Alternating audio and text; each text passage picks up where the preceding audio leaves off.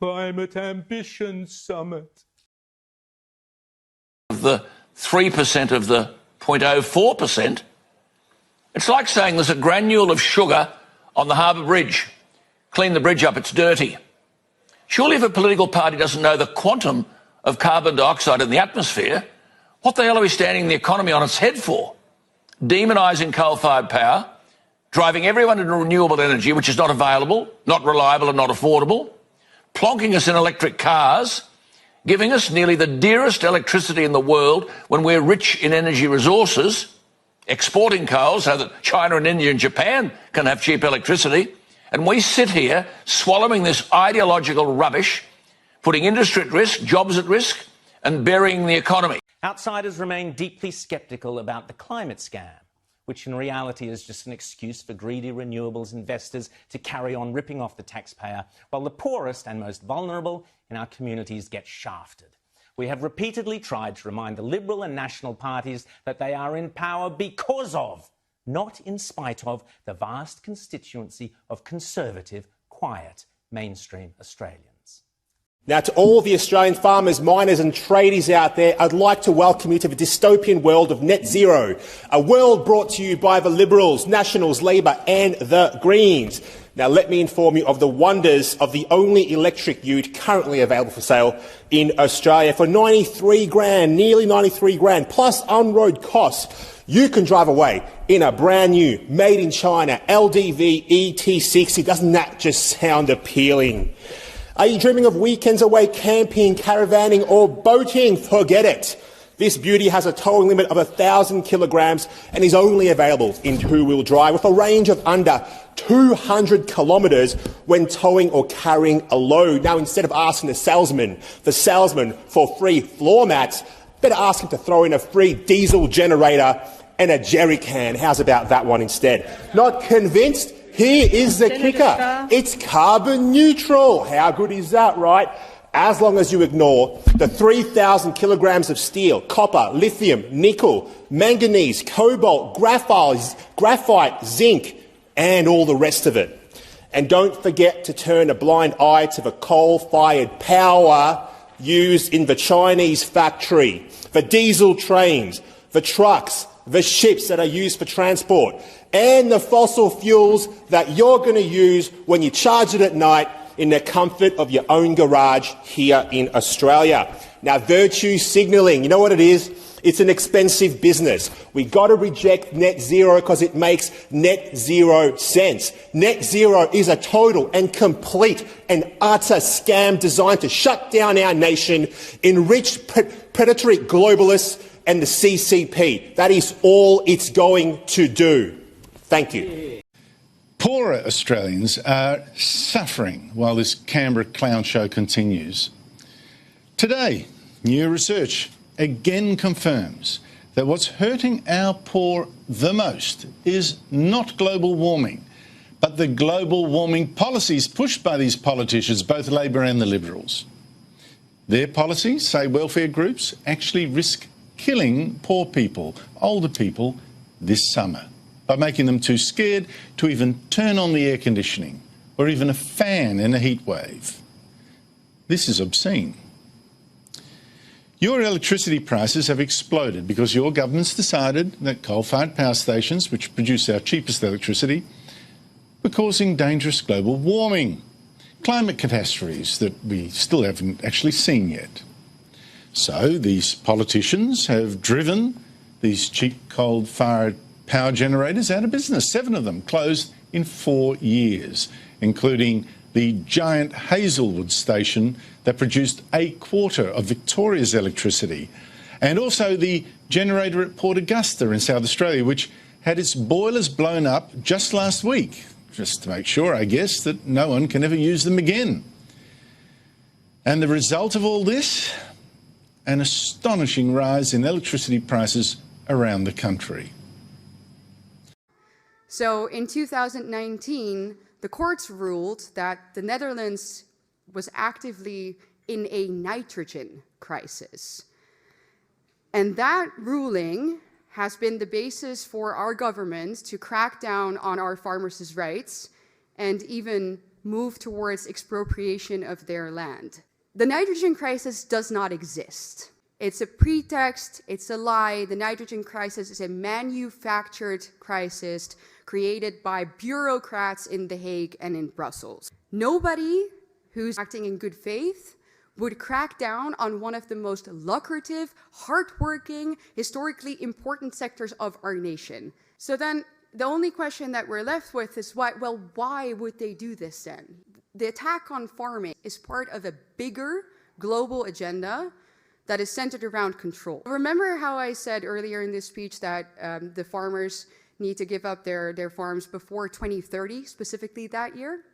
Yeah, so that's not a coincidence. That year doesn't come out of nowhere. So that year is basically the deadline that our global elites have given our country and will probably give you to abide by these new regulations. And that agenda is called the 2030 agenda. The 2030 agenda is a United Nations agenda. So there we go. Everybody is part of the United Nations, right? The entire world. And this agenda consists of 17 what they call sustainable development goals. And when you take a look at them right there, you're like, well, what's wrong with that? You know, they all seem very noble. No poverty, no hunger. Who could be against that? However, if we take a closer look at how they actually want to accomplish all of this, anybody with 2 functioning brain cells realizes that this cannot happen unless there is an active and maybe even forceful redistribution of goods, foods, property, and our rights, which basically comes down to the obliteration of all of our basic liberties. And of course, they try to sell it to us under the guise of equality because, well, you know, what is nicer than equality? We want everybody to have something, right? Just like with communism in the old days, you know, it's never really truly about equality. It just means that the super rich get richer and that the rest of us become equally poor and miserable. And these goals, as I said, are not restricted solely to the Netherlands. They are global. And that's where we see their true motive.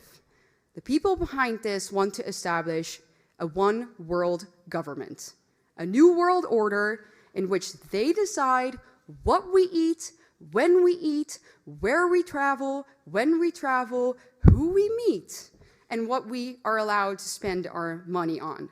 Basically, control over every single aspect of our lives. And I'm sure that many of you have heard the famous sentence from Klaus Schwab, you know, where he says, "You'll own nothing and you'll be happy," right? Yeah, that's this agenda. So why are the people behind this agenda specifically targeting farmers? Well, it's because obviously they really want our way of life and the things that we eat to radically change. They don't want us to eat foods that make us strong. They want us to eat synthetic meat created by Bill Gates.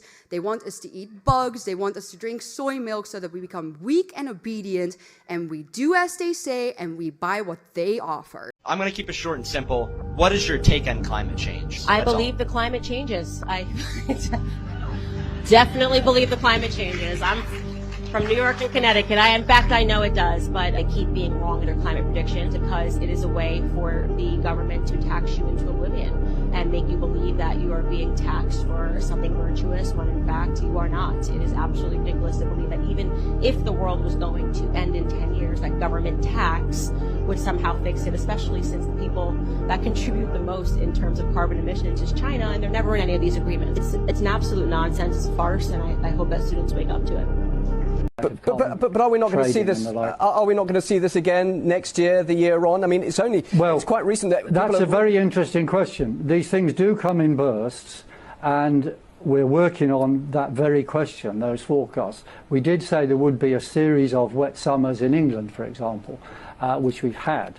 Now, will there be a series of these very hot summers in Russia? We don't know. We have to work on that. But I assure you, it's nothing to do with carbon dioxide. And if you stop driving around Moscow, it won't affect next summer one jot. Well, how come then so many climate change scientists disagree with you and they get so much support for what they say? They're on a gravy train, for heaven's sake. Dan, you got the money.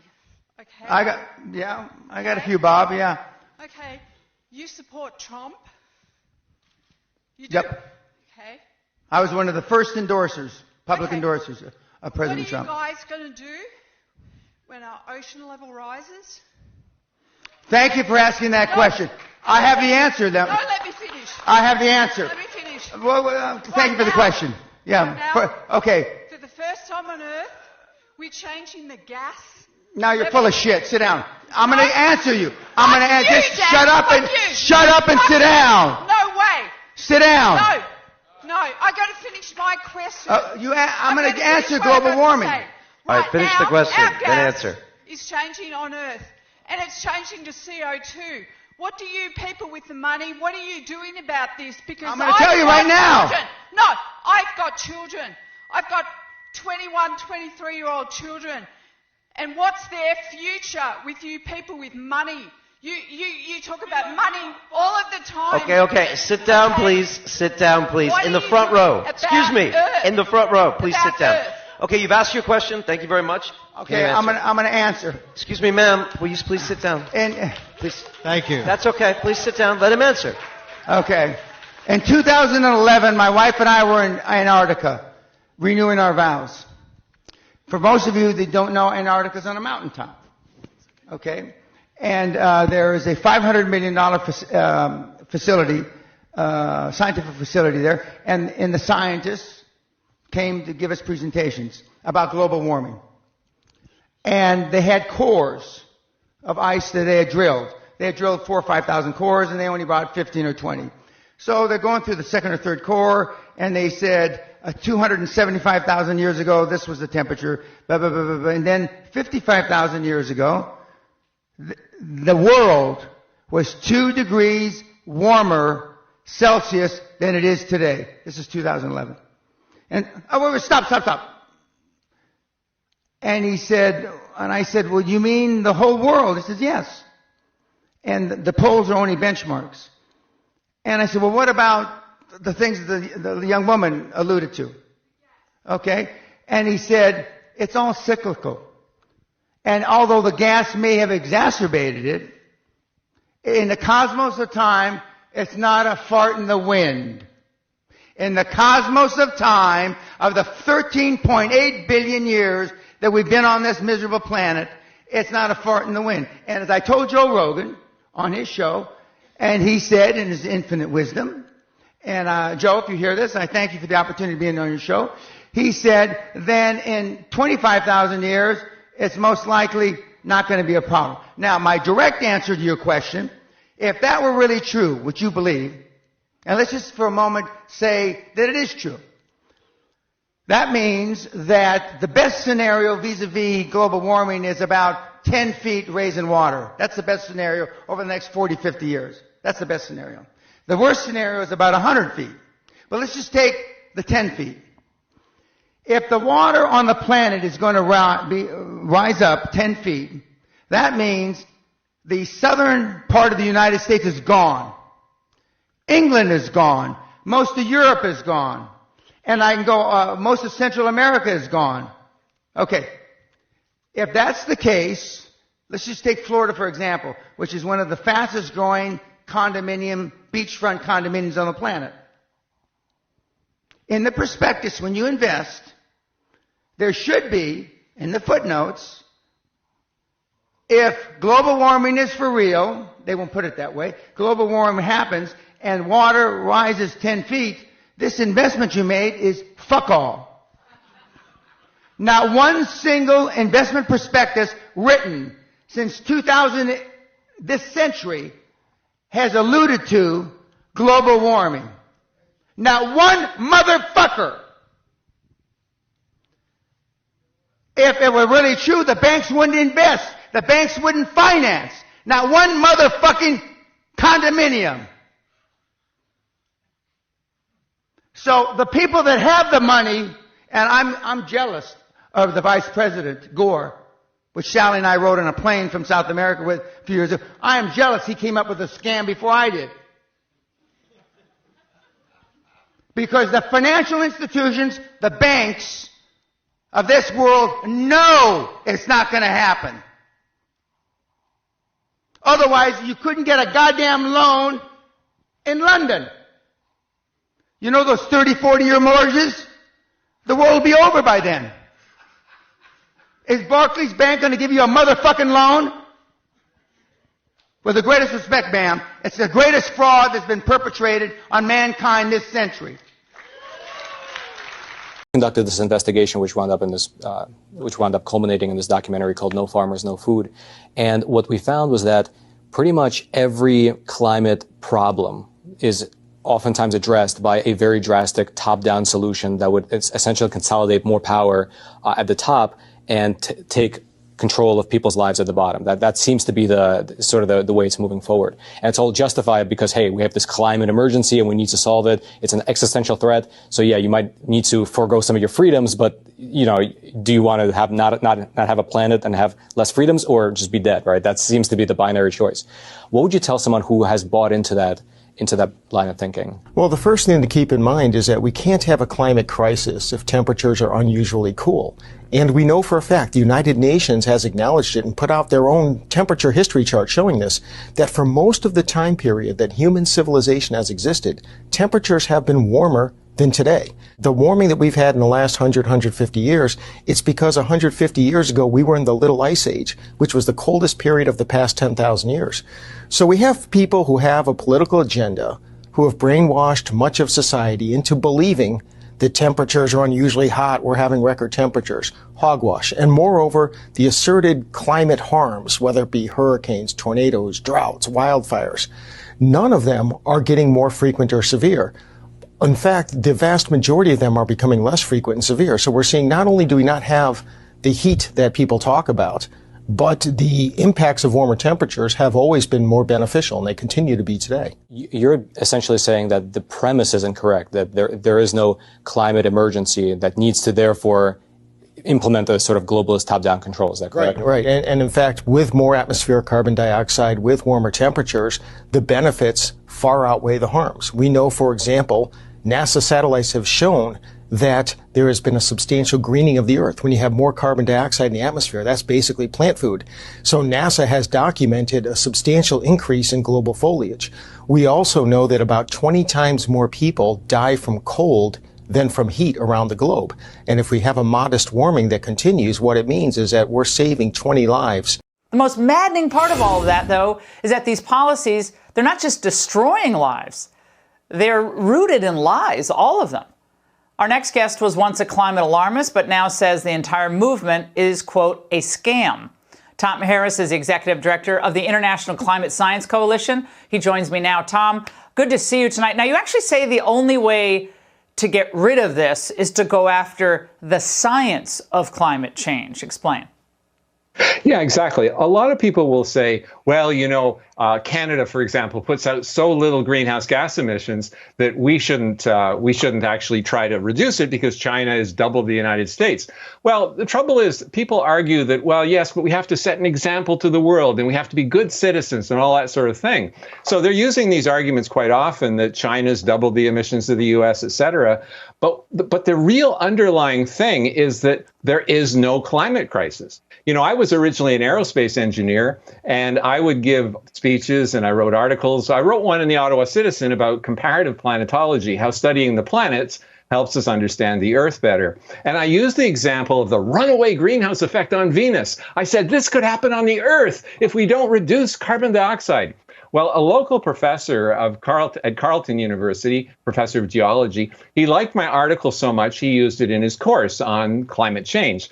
But he said to the students, but that part about Venus is wrong. What happened on Venus cannot physically happen on the Earth, and he explained why. Now, I thought, who is this climate change denier? Well, he invited me into his lab, and he showed me the geologic history that he and others are finding, and they found no consistent correlation between carbon dioxide and Earth's temperature. At times, CO2 was 1,300% of today, and we were stuck in very cold conditions. So it was all over the board. So I started wondering, well, maybe he's right. He exposed me to a lot of people who actually showed me that there are thousands of scientists. And here's a book actually that illustrates that. It's called Climate Change Reconsidered.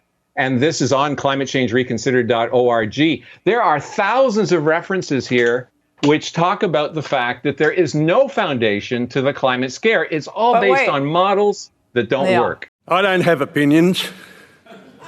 I have demonstrable facts.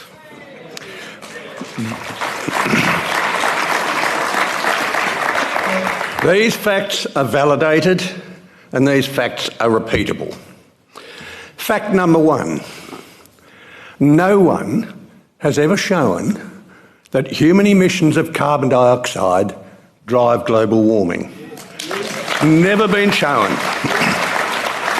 And if it could be shown, then you would have to show that the 97% of emissions, which are natural, do not drive global warming. Game over. We are dealing with a fraud. It's a scientific fraud from day one. We hear the propaganda that increases of the gas of life, a trace gas in the atmosphere, will bring a disaster and that we will have runaway global warming. Sorry, folks, we've known for 200 years from chemistry that it's the exact inverse.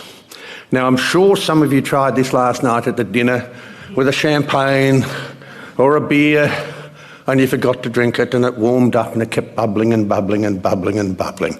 And that is the inverse solubility of carbon dioxide. We've known that for 200 years. We see it from the ice cores.